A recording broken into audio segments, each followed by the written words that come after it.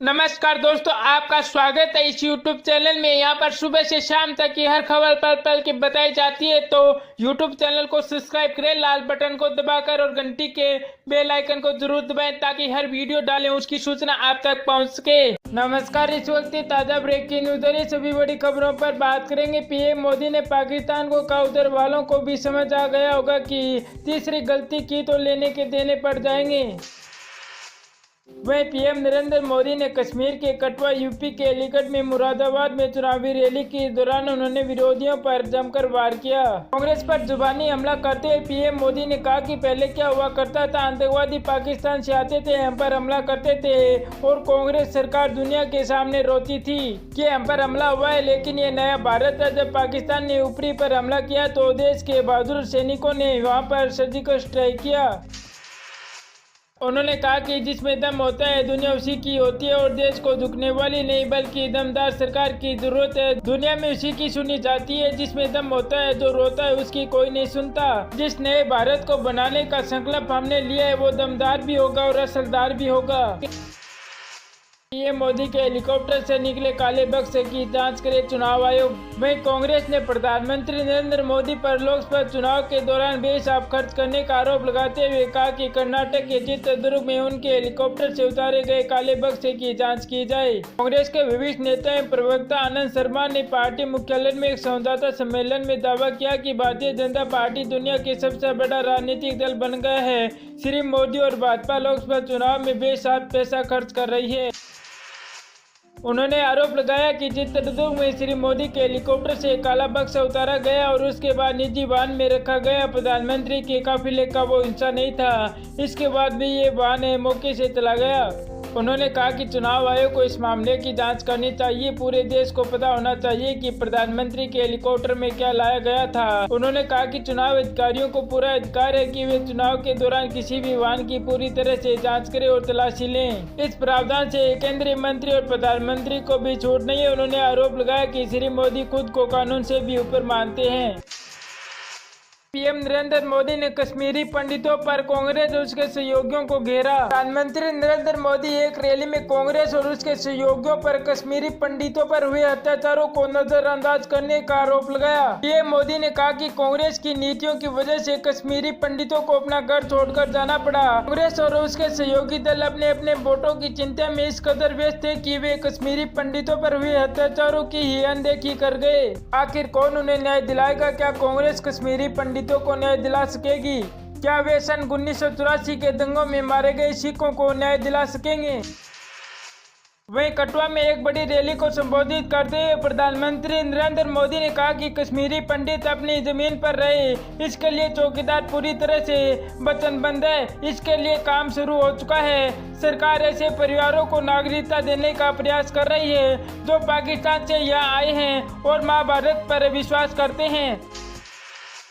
वहीं कांग्रेस पर जोरदार हमला बोल उसे घेरते हुए प्रधानमंत्री नरेंद्र मोदी ने कहा, देश में कुछ लोग ऐसे हैं जो मेरा सिर्फ इसलिए विरोध कर रहे हैं क्योंकि इसे राष्ट्रवाद अपमान सा लगता है। क्योंकि राष्ट्रवाद उन्हें अपमान सा लगता है। लेकिन क्या उन्हें मालूम है कि सर्वेक्षण बता रहा है कि लोकसभा चुनाव में बीजेपी को कांग्रेस की तुलना में 3 गुना ज्यादा सीटें मिली थी। वहीं प्रधानमंत्री नरेंद्र मोदी ने पहले चरण में बड़ी संख्या में वोट डालने के लिए जम्मू कश्मीर के लोगों का धन्यवाद किया। उन्होंने कहा कि पहले चरण के चुनाव में आप लोगों ने बढ़ चढ़ कर मतदान कर भारतीय लोकतंत्र की मजबूती को ही सामने लाने का काम किया है। बारामूला और जम्मू कश्मीर में बड़ी संख्या में मतदान कर अपने अवसरवादियों, आतंकवादियों और मामिलावट के नेताओं को उचित जवाब दिया है। अलीगढ़ में पीएम मोदी बोले, डॉक्टर अम्बेडकर की कृपया है कि एक चाय वाला पीएम बना है। वहीं दूसरे चरण के मतदान से पहले चुनाव प्रचार जोरों पर है। प्रधानमंत्री नरेंद्र मोदी अलीगढ़ में चुनावी रैली को संबोधित कर रहे थे। डॉक्टर भीमराव अम्बेडकर को याद करते हुए पीएम मोदी ने कहा कि ये बाबा साहब अम्बेडकर की संवैधानिक ताकत है कि आज वैश्विक घोषित समाज से निकलकर देश के राष्ट्रपति पद पर एक सज्जन बैठे हैं। गाँव किसान के सामान्य परिवार से उपराष्ट्रपति पद पर कोई बैठा है। बाबा साहब की कृपया की एक चाय वाला पीएम बना है। आगे पीएम मोदी ने लोगों को संबोधित करते हुए पूछा कि आतंकवाद को हटाना चाहिए या नहीं, पाकिस्तानी आतंकवादियों को घुसकर मारना चाहिए या नहीं, सर्जिकल स्ट्राइक और एयर स्ट्राइक करनी चाहिए थी या नहीं, हमारे वीर जवानों को खुली छूट मिलनी चाहिए थी या नहीं।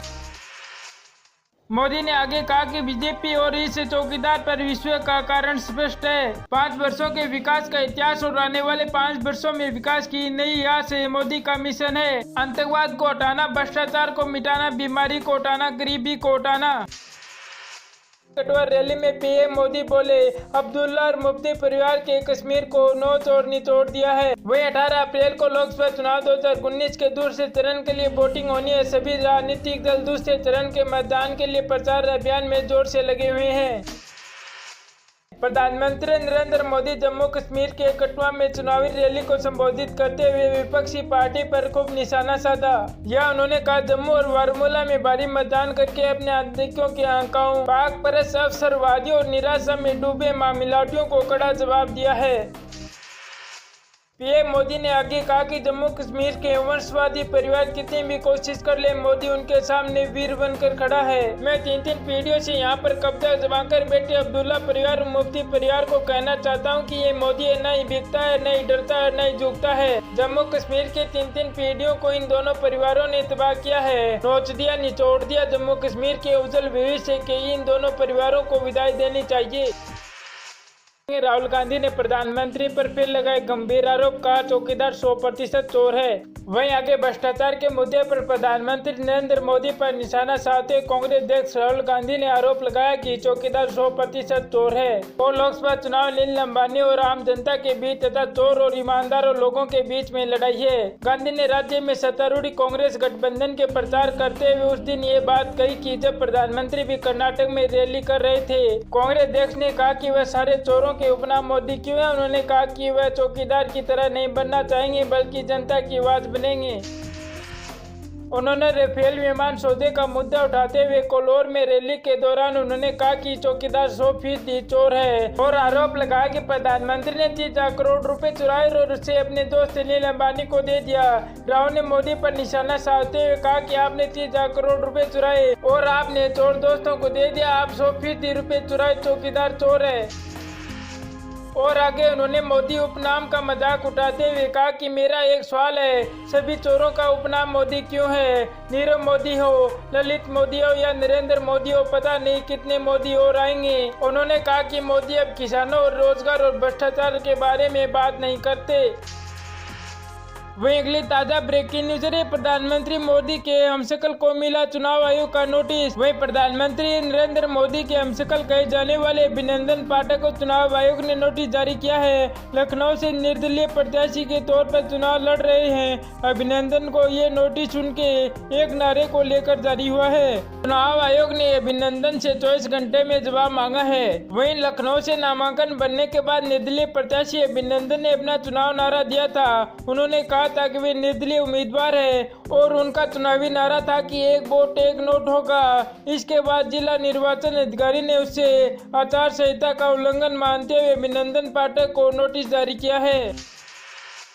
वहीं जिला निर्वाचन अधिकारी खुशराज शर्मा ने बताया कि अभिनंदन के इस बयान के पीछे वोट के लिए वोटरों को लालच देने की मकसद नजर आती है। लिहाजा है कि चुनाव आचार संहिता का उल्लंघन प्रतीत होता है। उन्होंने बताया कि पाठक को जवाब दाखिल करने के लिए 24 घंटे का समय दिया गया है।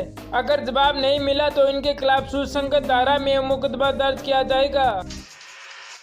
प्रधानमंत्री मोदी की तरह दिखने वाले अभिनंदन पाठक इस बार लोकसभा चुनाव में अपनी किस्मत आजमा रहे हैं। इसके अलावा पाठक ने बनारस से भी प्रधानमंत्री नरेंद्र मोदी के खिलाफ चुनाव लड़ने का ऐलान किया है। उन्होंने कहा कि वो 26 अप्रैल को वाराणसी से अपना नामांकन दाखिल करेंगे। प्रधानमंत्री मोदी के खिलाफ पूर्व जज, पूर्व जवान और पुजारी चुनावी मैदान में उतरेंगे। वहीं बात करें तो वाराणसी सीट संसदीय लोकसभा सीट चुनाव लड़ रहे प्रधानमंत्री के सामने पूर्व जज, पूर्व जवान और पुजारी प्रतिनिधि के रूप में चुनाव मैदान में हैं। मोदी के हमशक्ल अभिनंदन पाठक के अलावा सेवानिवृत्त न्यायाधीश CM करण चुनावी मैदान में उतरेंगे। करण सर्वोच्च न्यायालय के अवमानना मामले में दोषी करार दिए जा चुके हैं। अब यहाँ से ये चुनावी मैदान में उतरने की तैयारी कर रहे हैं। पीएम मोदी बोले, रे नामदारों, सरकारें सिर्फ टैक्स बढ़ाने से नहीं चलती है, सही नीति से पाई पाई खर्च करने से चलती है। वहीं आगे बात करें तो पीएम मोदी ने कांग्रेस पर जमकर निशाना साधा। पीएम मोदी ने कांग्रेस पर निशाना साधते हुए कहा कि अरे कांग्रेस के नामदार और सरकारें सिर्फ टैक्स बढ़ाने से नहीं चलती है, सही नीति से पाई पाई खर्च करने से चलती है। जब पाई पाई का सही इस्तेमाल होता है तो टैक्स बढ़ाए बिना दुगनी रफ्तार से इंटरफेस टैक्स बढ़ता है।